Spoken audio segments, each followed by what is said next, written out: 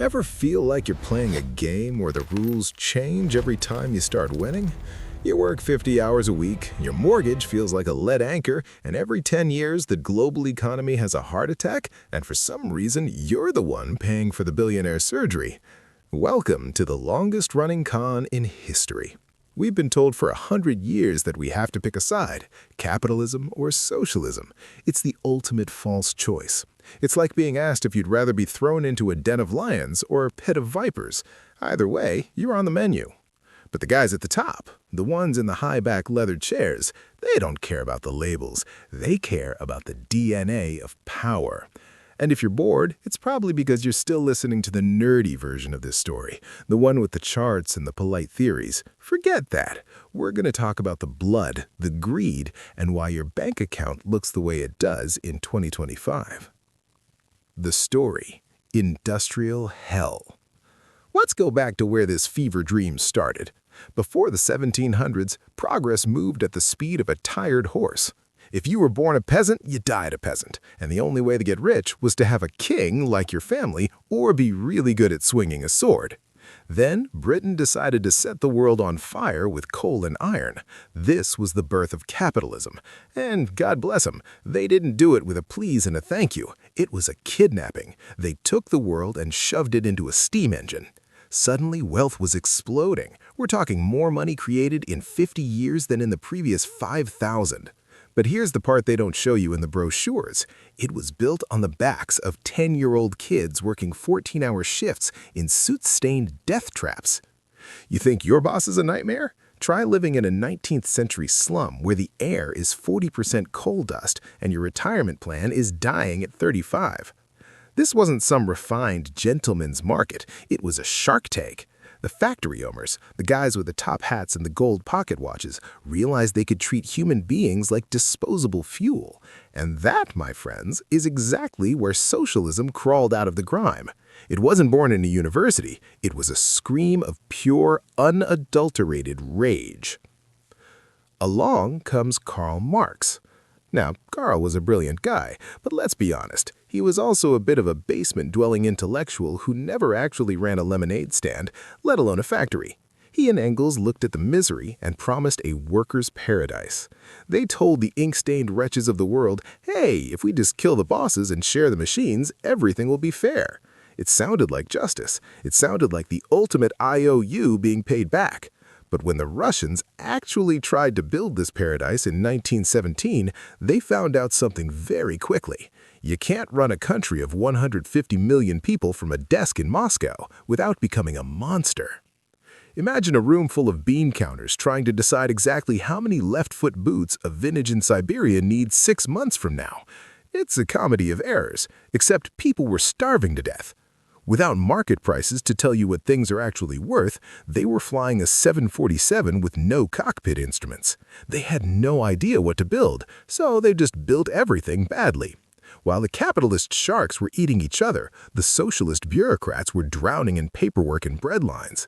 It turned out that equal share usually just meant everyone got an equal share of absolutely nothing. By the time we hit the mid-20th century, we had 2 broken engines.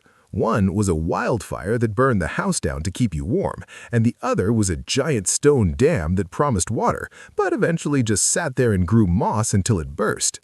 And if you think we've moved past this, think again. We're just playing the same game with faster computers and more expensive suits. The question is, which system is currently eating your future? So, if you thought the 19th century was a mess, hold on to your beer. Because the 20th century is where the wheels truly come off the wagon. By 1929, capitalism had turned into this massive, bloated, high-stakes poker game where everyone was betting money they didn't actually have. The invisible hand of the market? Yeah, it was busy picking pockets. When the Great Depression hit, it wasn't just some unfortunate dip in the charts. It was a total system heart attack. We're talking about a world where 25% of the population is suddenly standing in a breadline, wondering if the American dream was just a hallucination brought on by too much cheap gin. This is where the story gets really interesting and a little bit dirty. The guys at the top realized that if they didn't do something fast, the workers were going to start sharpening the guillotines. So, what did they do? They cheated. They took a giant page out of the socialist playbook and called it the New Deal. Suddenly, we had Social Security, labor laws, and government work programs. It was socialism light, just enough of a safety net to keep the masses from burning down the mansions, but not enough to actually stop the billionaires from being billionaires. It was a brilliant move, really. They figured out that a happy peasant is much less likely to throw a brick through your window. Then we hit World War II, and the argument between the isms had to take a back seat because there was a literal madman trying to set the entire planet on fire. This era proved something terrifying. State control is incredibly fast at moving mountains when there's a gun to everyone's head. But private innovation is the only thing that builds the tools to actually win. After the war, we entered the Cold War, the ultimate 40-year laboratory experiment. On one side, you had the Soviet bloc trying to plan every single screw, bolt, and shoelace in the economy from a gray office in Moscow. Now, these guys could put a man in space, sure, but they couldn't figure out how to make a pair of blue jeans that didn't feel like they were made of recycled sandpaper. Why? Because the incentives were dead. Look, it's simple human nature. If you get paid the same amount of money, whether you work like a dog or sleep behind the grain silo, eventually everyone's going to choose the nap. By the 1970s, the socialist dream was a hollow shell held together by secret police, stale bread, and really, really bad television. Meanwhile, in the West, we had grocery stores with 50 types of sugary cereal and bright neon signs. We didn't win because our philosophy was better. We won because we had the stuff people actually wanted to buy. But don't get too comfortable, because while the Soviet Union was collapsing in 1989, capitalism was busy mutating into something much, much darker. So, we left off in 2008, where the invisible hand of the market was basically caught in the cookie jar. But here's the part that should make your blood boil. And if it doesn't, you haven't been paying attention. When the big banks collapsed, we didn't get pure capitalism. In a real capitalist world, those banks should have died. They made bad bets, they lost, and they should have gone to the graveyard. But that's not what happened. Instead, the guys in the high-back chairs invented a new system, socialism for the rich, and brutal capitalism for the rest of us. They called it a bailout. I call it a heist.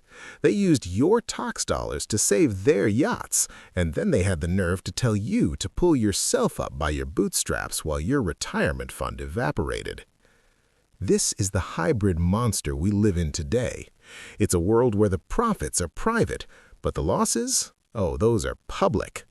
If a small business owner, a guy like you, misses a few payments, the bank takes the keys. But if a global bank loses $1 trillion gambling on subprime mortgages, the government writes them a check. It's a heads-they-win, tails-you-lose scenario that has effectively hollowed out the middle class over the last 20 years. And this is exactly why everyone is so angry. We're being told we live in a free market, but the game is clearly rigged, and the referee is on the payroll of the team that's winning. Now, you'll hear a lot of people, mostly kids who haven't ever had to pay a property tax bill, screaming that we should just be like Denmark. And look, I get it. Who doesn't want free healthcare and a month of vacation? But here's the gentleman's truth that doesn't make it into the TikTok clips. Those socialist utopias are actually some of the most competitive, cold-blooded capitalist economies on the planet. They just have a different deal. They realize that if you want a high-performance engine, you need to keep the parts oiled. They pay massive taxes. We're talking 50% or more. But in exchange, they don't have to worry about a medical bill bankrupting their entire family. But is that the answer for us? Maybe, maybe not. Because for that to work, you need something we've lost: trust. You have to believe that the guy in the government office is actually going to spend your money on a school and not on a $100 million study about the migration patterns of butterflies. In the West, we're stuck in this no man's land. We have the high taxes and the debt of socialism, but we have the instability and the corporate greed of capitalism. It's the worst of both worlds. We're working harder, producing more value, And yet somehow $100,000 a year feels like $40,000 did back in the 90s. The inflation is the hidden tax that neither side wants to talk about because it's the only way they can pay for the debt they've piled up. And now we're heading straight into the biggest glitch in the matrix yet: artificial intelligence. This is the moment where both capitalism and socialism are going to hit a brick wall. If a machine can do the work of 1,000 men, what happens to the isms? Under pure capitalism, the owner of that machine gets all the wealth, and the 1,000 men are left to starve. Under pure socialism, the state takes the machine, but then nobody has any reason to build a better machine, and the whole society stagnates into a gray, boring pile of mediocrity. Neither system is ready for a world where labor might become optional for the top 10%. We're looking at a future where the gap between the people who own the silicon brains and the people who have to live in the physical world becomes a permanent divide. If you think the inequality is bad now, wait until the board of directors is an algorithm that doesn't need to sleep, eat, or pay into your Social Security fund. This is the real war of the 21st century. It's not about red versus blue. It's about the leash. Who holds the leash on the technology? Is it the state, or is it a handful of billionaires in Silicon Valley? The gentleman's conclusion. The uncomfortable truth that history is trying to whisper in our ear is that every system eventually rots if it isn't constantly cleaned out. Power is like water. It always finds a way to pool in the lowest spot and turn into a stagnant swamp. Whether you call it a comrade or a CEO, a man with too much power is going to eventually start acting like a god. The only systems that have ever truly worked for people like us are the ones that have guardrails. Systems that realize humans are greedy, ambitious, and slightly crazy, and build fences to keep that energy from burning the whole house down. We don't need a new ism. We need a return to common sense. We need a system that rewards the guy who takes a risk and starts a business, but also makes sure that his success doesn't depend on crushing the people who work for him. We need a state that provides a safety net, but doesn't turn that net into a hammock that kills the spirit of the nation. Most importantly, we need to stop falling for the bait and switch. Stop letting the guys in the leather chairs tell you that your neighbor is your enemy just because he has a different sticker on his car. History is a scoreboard, and right now the score is looking pretty grim for the middle class. But the game isn't over. The reason we tell these stories, the reason we look at the blood and the greed of the past, is so we don't have to repeat it. We're the ones who keep the lights on. We're the ones who build the world. And it's about time we started demanding a set of rules that actually make sense for the people doing the work. So next time someone tries to sell you on a perfect system, just remember, the only perfect thing about history is how perfectly it repeats itself if you're not paying attention. I'm John, and this has been the truth you weren't supposed to hear.